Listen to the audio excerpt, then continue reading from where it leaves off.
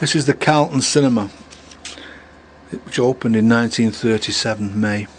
It was described as a luxury super cinema, which it was actually.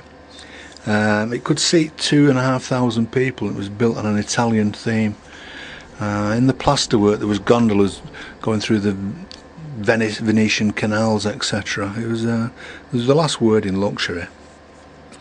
When World War II was on, to boost the public morale, there was Sunday evening concerts held at the Carlton.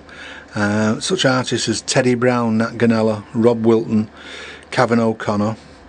Also in the early 50s, film stars would actually promote their new films at the cinema. People like Derek Bond, David Farrow. You possibly never heard of them, but they were big in the day. In 1962, again, the bingo caught up with the Carlton. It became a bingo and, strangely enough, a casino upstairs, and Pat Phoenix of Coronation Street fame opened the new casino. Now this venture didn't last long, and it became a twin cinema again, Studios 1 and 2. I recall that Studios 2 used to show really dodgy art house films. It closed again in January 1984, but reopened as a snooker club. Two chaps, Vinnie McCabe and Les Ryder, opened it. It was also a music venue for a while. It was finally demolished in 1989, and as you can see now, it is the Toyota car dealership. It's just a big blank expanse, isn't it, really? It's strange to think of the famous artists who've tread the boards on that cinema, and the people who've been there, and all the people who've been entertained, and now we've just got the car showroom. This photograph shows the Cross Lane Drill Hall, or Cross Lane Barracks as it's better known as. It opened December 1899 for troops from the 3rd Battalion Lancashire Fusiliers who were fighting in the Boer War. In World War I it was the headquarters of the 7th and 8th Battalion, the Lancashire Fusiliers, who fought at Gallipoli and at the Somme.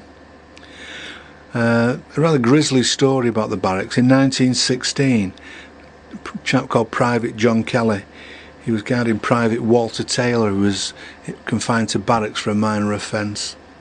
Now Taylor duped him out of the keys. When he did, he slit his throat with a cutthroat and virtually beheaded the man. He made off with his keys, but he was recaptured later on that day in Tilsa trying to make his escape. He was taken to trial, but was found to be insane, or otherwise he would have been hung. Private Kelly was given a full military honours funeral and was buried in West Cemetery. Another interesting little story. In April 1924, the local boxer Billy Marchant, there was a boxing benefit for him held at the drill hall, with over 1,500 people attending. Shows his popularity. In World War II, the barracks was used as a searchlight base. After the war, it became the headquarters of the local TA. It finally closed in 1974 and was demolished. And as you can see now, it's just rows of houses, back-to-back houses. Again, I find it hard to say. It's just very odd that all this great history we've got, or we've had, and now we've just got these rows and rows of blank, identical houses. This photograph shows Cross Lane train station. The train station opened in the 1880s and was originally on the other side of Cross Lane. As the line expanded, the new station was built. Between Eccles and Manchester Exchange Station, there was 4 railway stations. You could stop at Weast, Seedley, Cross Lane and Odsall. Now of those, only Eccles will remain. The railway was owned by the Lancashire North West Railway Company. In World War II, it was a scene of many a tearful child as they were being evacuated to Blackpool for the safety. The Blitz was imminent, and I've seen photographs of tearful parents and children being put onto the special evacuee trains. Quite a poignant photograph, actually.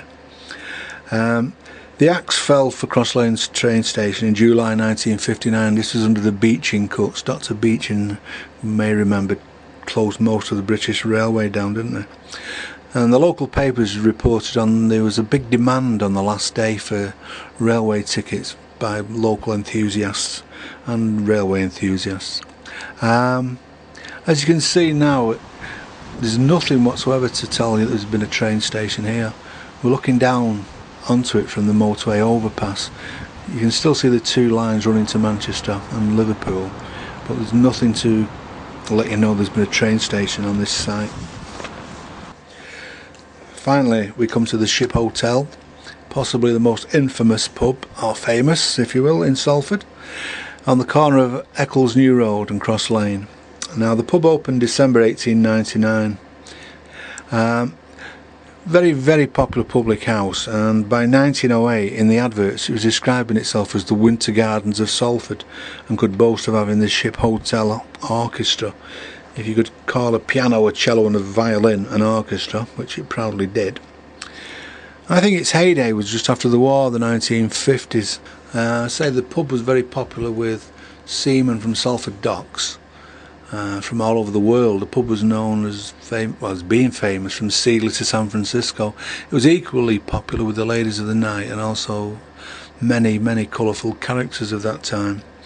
It was very popular with local singers. There was people such as Matt Stevens, a chap who called himself Cross Lane Cliff Evans, Salford's own Danny Malone, the resident pianist, a very effeminate chap called Give Us a Kiss Stanley Garside. He'd be fondly remembered by a lot of people, and the landlord George Hannay. As I say, the pub was famous worldwide. It was a great pub. I remember going in it several times. It was very down to earth, shall we say.